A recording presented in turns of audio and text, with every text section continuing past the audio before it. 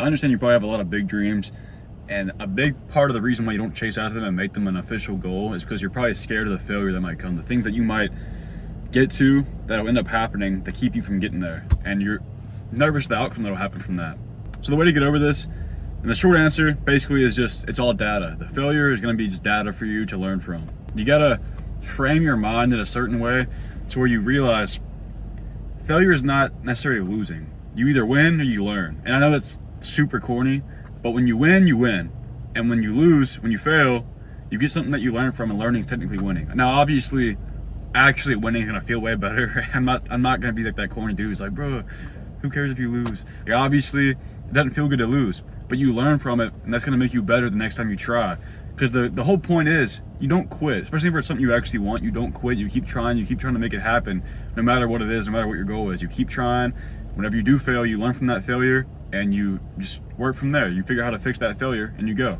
In my opinion, the whole point of life is just to evolve, to become the best you can be, and you evolve through your failures. So in short, we start with a goal for ourselves, then we fail, then we learn from that failure, then we improve, then we set even bigger goals, then we repeat. And you just repeat that forever, and you just continuously get better. So if you don't know who Ray Dalio is, he's in Time Magazine's like top 100 most influential people, and Fortune Magazine's like top 5 private company owners. So obviously he's pretty successful, right?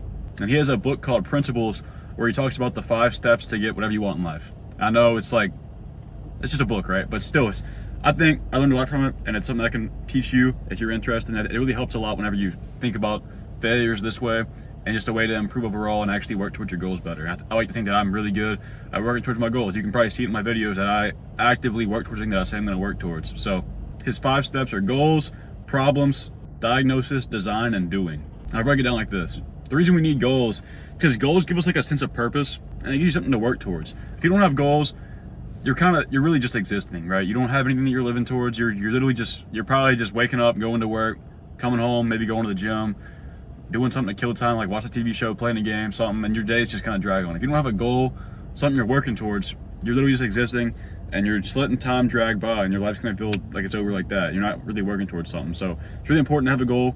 First of all, like, I know that doesn't have anything to do with failures, but you need to have a goal to be able to fail. So first of all, it's just goals. Then you have to identify the problems that you're facing that are preventing you from getting to your goal. So let's say your goal is, I make a lot of social skill videos. So let's say your goal is to make more friends.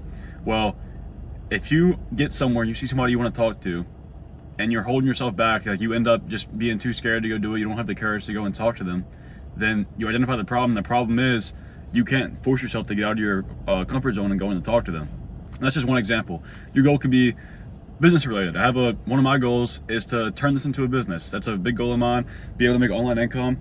And so there's going to be failures that I go through along the process. Maybe I try to make a product and the product fails. That doesn't set me back. I just figure out why it failed and then keep going. So those are some examples. Now the thing is, most people pretend that they're not going to have any failures to their goal. They think that they're going to set their goal and it's just going to be a straight shot to get there, and they'll quit if they do have a failure. Now the thing is, that's just delusional. Like, you're delusional if you think that. You can't believe you're going to set a goal and just boom, unless it's like something simple, right? You can't set a big goal and just assume that everything's going to fall into place, it's going to work out perfectly. Now sure, maybe there's a chance that will happen, but it's genuinely delusional to think that your first trying something new, it's going to work out. So expect these things to happen, and then identify the problem. You got to know you're going to face these problems, and then use it as fuel to evolve. So then once you identify it, you diagnose the problem and figure out what the root cause of it is.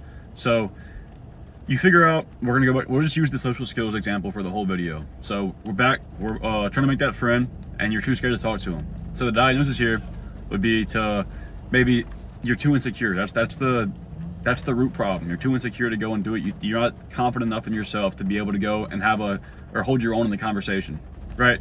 So you first identified it, and then now you diagnosed what the root cause was. Then you design a solution to the problem. What do you need to do to fix it? So in this exact case scenario, obviously you need to work on your confidence. And if you want to make an immediate solution, instead of working on your confidence, you got to just be able to be courageous enough to just go and do it. Maybe just literally count down from 3, you get to 3 and you just walk to them and start talking. Maybe you just literally just force yourself. You don't have to be confident enough. You just force yourself to go over there and say the first thing that comes in your head. You get it done. That's the design that you made from your diagnosis. And you continue doing this until it works out. And then you figure out, if you keep failing, You figure out a new diagnosis, and then you find the solution again, and you just keep repeating that, and it's endlessly evolve. Which obviously leads to, lastly, you get to work and get it done. So you figure out, okay, you made the diagnosis, you have to just go and talk to them, or build your confidence, right? You pick one, and you get to work doing it. And this goes for everything. If it's rather building a business, or trying to set a new PR for your mile, trying to set a new bench press, trying to get in shape, whatever your goals are, it goes for everything. You figure out the problem, you fix it, and then you make it happen. It's just, you follow that strategy, and sure, that might not be the only failure you have. Maybe you fail again, but then you just repeat it, and you'll eventually get it done if you stick to it long enough. So to sum it up, basically, you just keep doing this with all of your goals, and you keep spiraling up endlessly until you just keep becoming a better version of you, keep becoming a better version of you, and you just keep spiraling and spiraling.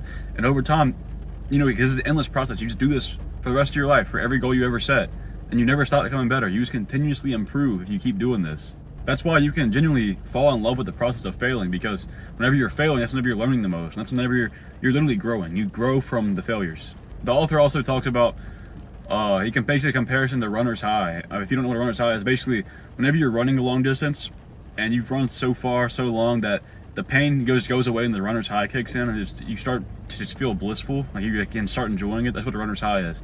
And he makes a comparison to something he calls a mistake learner's high, which is basically you just start to feel blissful about the fact that you're making mistakes, because you know you're going to learn from it and you're going to grow from it. And I know that's not something that's going to happen off a rip. Sure, the failures are going to feel bad, but you start to genuinely find happiness in the failures, because you know that you can take the time and learn from it and make something good come out of it. And it's just the best way to look at failures, in my opinion. It stops it from holding you back and kind of makes it more of a driving factor instead. So I want you to actually try to imagine this. You're a director of a movie. You have a huge budget, you have a perfect script, you have the best actors in the world. Do you think you'll be able to shoot the whole movie in one long, perfect take? Of course not, that wouldn't be happening. Just think about your life the same way. Whenever you're trying to learn a new skill, or like that could be your goal, learning a new skill. Whenever you're trying to learn a new skill, whenever you're trying to work towards this goal, you shouldn't expect it to happen in one take. Just like that example. You should expect to have to go through the trials and tribulations of learning, and then the failures that are going to come with it, and then the lessons you're going to learn. And you can use those lessons in other aspects of your life, other goals you're going to try to accomplish later on. So it's just an endless repetition of learning and growing as a person. You're going to need to reshoot some scenes in your life. So you just take a step back and try again and make it happen until you get the movie right. So that's it though. So if you learned anything from this video or found any value in it, I appreciate you subscribe. Besides that, got any goals, go make it happen.